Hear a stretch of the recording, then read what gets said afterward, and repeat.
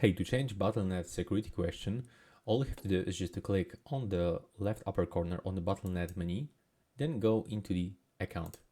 Now you will get browser and you will be logging into your Battlenet account. From here, we'll have to navigate into the security. Then we'll have to scroll down and select security question and simply select the current question or update the currently existing.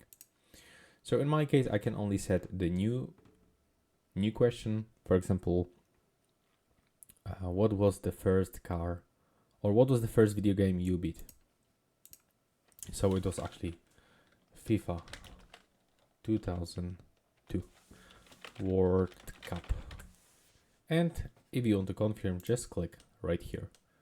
So now to update it, just quickly select it, replace with the same, and change the answer. And that's how we can do this. Right now, please subscribe to my channel and see you in the next one.